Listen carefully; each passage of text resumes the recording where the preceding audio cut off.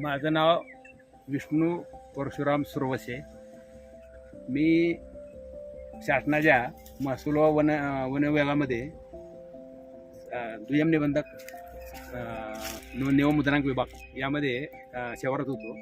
नंतर 2016 साली सेवानिवृत्ती झाल्यानंतर शेतीची आवड असल्यामुळं शेतामध्ये काहीतरी नवीन प्रयोग करायचा या उद्देशानं मी विचार करत होतो की बाबा कुठलं पीक आपल्या भागात उपयोगी पडेल. आणि सध्याची जी मजुराची किंवा वाढत्या खताची औषधाची जे काय इनपुट्स आहेत त्याच्या किमती वाढत चालल्यात आणि कुठल्याही पिकाला हमी भावाची खात्री नसल्यामुळं कुठलं पीक करावं याचा एक साधारण 5-6 महिने अभ्यास केल्यानंतर बरेचसे व्हिडिओ आणि बरेचसे जाणकार लोकांच्या शेताला भेटी दिल्यानंतर मी ह्या बांबू लागवडीचा निर्णय घेतला.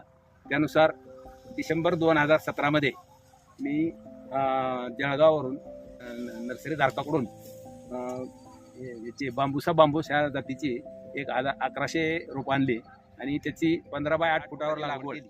आणि 4 वर्षे वेटिंग पिरियड. या पिरियडमध्ये शेतकऱ्याचं हे जे अर्थशास्त्र आहे ते जमणार नाही, तर तुम्ही काय करा, ते जंगल करून टाका.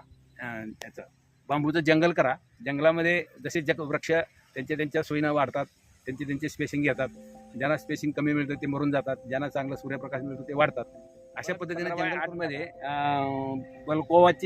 बलकोवा जाती म्हणजे ज्याला मराठीमध्ये भीम बांबू म्हणतात त्याची एक लाईन टाकली. म्हणजे 7.5 फुटावर 15 फूट अंतर होतं 2 ओळीतलं. त्याच्यात परत एक 7.5 फुटाची अंतर टाकली की आता माझ्या पाठीमागे हे दिसतंय, हे जे आहे बलकोवा आहे. आणि या खालच्या प्लॉटमध्ये मी मानवेल जातीचे 5 बाय 5 फुटावर म्हणजे 15 अंतर होतं, त्याच्यात 5-5-5 असे 2 ओळीमध्ये टाकल्या आणि त्याच्यात मानवेल जातीची लागवड केलेली आहे. हे सर्व लागवडीचा रिझल्ट आता आज तुमच्या समोर आहे. आणि आज मितीला या सर्व बांबूची तोडणी योग्य झालेला आहे. हा बांबू आता आम्ही तोडलेला आहे, आम्ही तुम्हाला दाखवतो.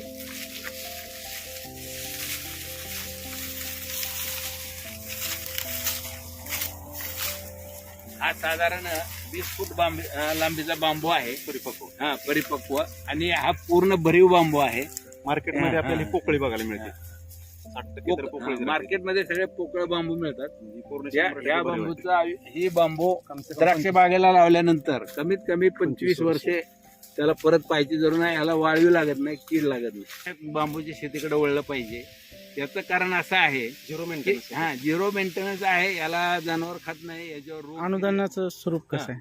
याचे शासनानं याच्यासाठी नॅशनल बांबू मिशन आणि महाराष्ट्र बांबू मिशन असे 2 योजना शासनाच्या आहेत. त्यामध्ये नॅशनल बांबू मिशन जे आहे तिथं रोपे तुम्हाला ऑनलाईन बुकिंग करावं लागतं. तुम्हाला ऑनलाईन जर तुमचं ॲप्लिकेशन मंजूर झाला तर तुम्हाला फ्री ऑफ कॉस्ट रोपे मिळतात. आणि वार्षिक अनुदान पण मिळतं. आणि 3 वर्षासाठी टोटल एका रोपाला 120 रुपये अनुदान आहे. ते लागवडीपासून ते 3 वर्षापर्यंत दिलं जातं. एका वेळेस दिलं जात नाही. रोपे फ्री दिली जातात आणि अनुदाने दिलं जातात. आणि महाराष्ट्र बांबू मिशनचंही तसंच आहे. शेतकऱ्यांना ऑनलाईन ॲप्लिकेशन करावं लागतं आणि त्याच्यामध्ये त्यांचा जर अर्ज मंजूर झाला तर मग त्यांना ते मेसेज येतो. तुमचा एक मोबाईल नंबर एक सांग. माझा मोबाईल नंबर आहे 9423007462.